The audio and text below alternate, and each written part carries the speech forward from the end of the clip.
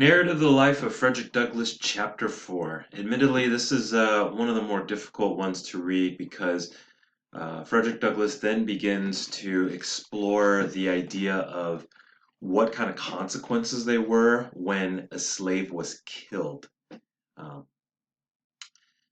yeah, so let's begin talking about it. So, Mr. Hopkins, you recall from chapter 1 or 2, I can't remember, was actually a nicer overseer where he didn't take pleasure like his predecessors, like Mr. Severe or Mr. Plummer, did in whipping the slaves. So Mr. Hopkins was considered a nice slave owner or nice overseer, but he's soon replaced, probably because he wasn't mean enough, by Mr. Gore. I mean, you can't make these names up, right? His name is Mr. Gore.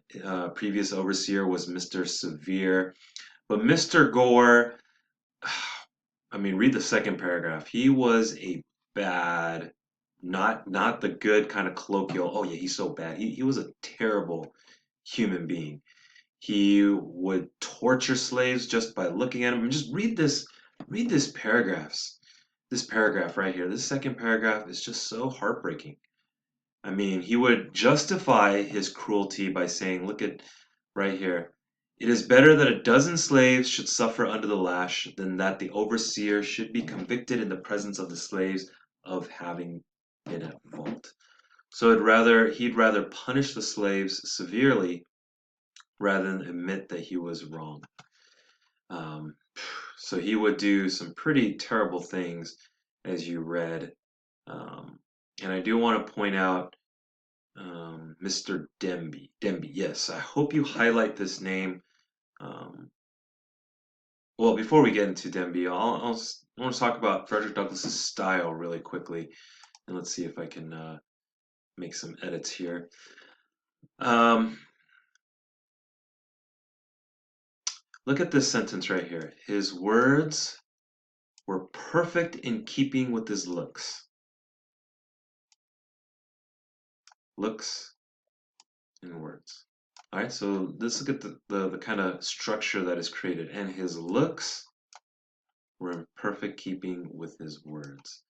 That is a rhetorical technique, a rhetorical device called chiasmus, where you create kind of an inverted sentence structure where you start with words and then ends with words and then brings looks and looks in the middle. So it's words, looks, looks, words. And that's a rhetorical device to kind of keep the readers engaged. And a lot of speech makers will use this type of rhetorical device.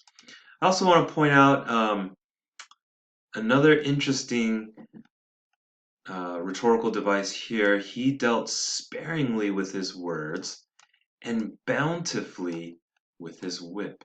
So notice this is a rhetorical device called antithesis, where he uses one word sparingly, and then in the same sentence, but in a similar parallel structure, uses the opposite word here, bountifully, as a kind of juxtaposition, as like a side-by-side comparison of these two opposite words. He dealt sparingly with his words, so he didn't speak much, but bountifully, meaning he used his whip often.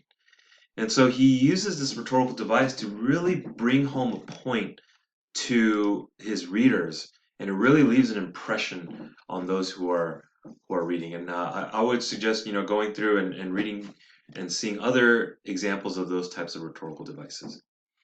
Okay, so let's talk about Demby. So Demby was a person, the first instance that we see in the book so far of a owner or overseer, a white man killing a slave. In Denby, he was getting in trouble.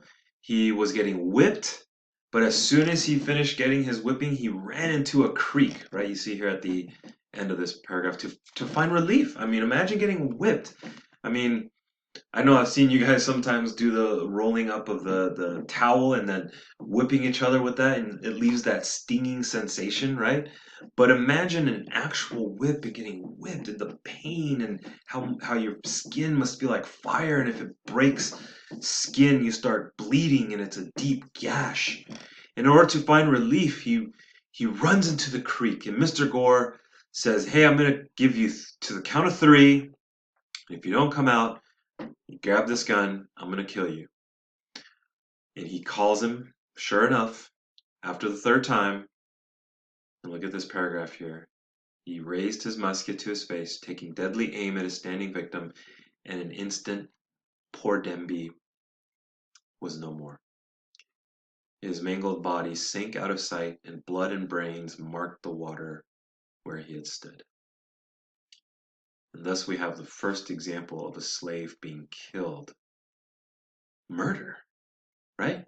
I mean, talk about excessive force.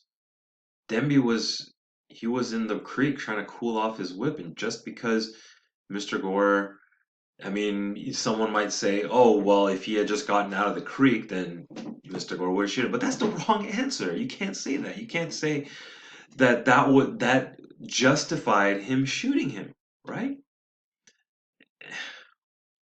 And it's just, yeah, it's just terrible. There's really no justification for the taking of the life. And what happens to Mr. Gore? He's justified in his killing. Colonel Lloyd doesn't do anything about it. And soon enough, nothing happens. The murder goes unpunished, and the murderer is off scotch-free. And there's multiple other examples here. Mr. Thomas Landman killed two slaves, used a hatchet and a little axe to knock his brains out. Then the wife of Mr. Giles Hicks murdered a 15 or 16-year-old girl. Took a wooden oak stake and smacked her in the face and destroyed her nose and her breastbone and eventually killed her. And another example of Mr. Bondley, who's killing slaves just because they took some oysters from his river. Um, and look at the last sentence here. It was a common saying, even among little white boys, that it was worth half a cent to kill an N-word and half a cent to bury one. So it was only about a penny it took to kill a black slave. And that's the world that we were living in, that in places in America, a black man, a black slave would be killed and there's no repercussions whatsoever. That's the world of slavery, that's the world of systemic racism, that's the world of injustice that Frederick Douglass was dealing with in his time.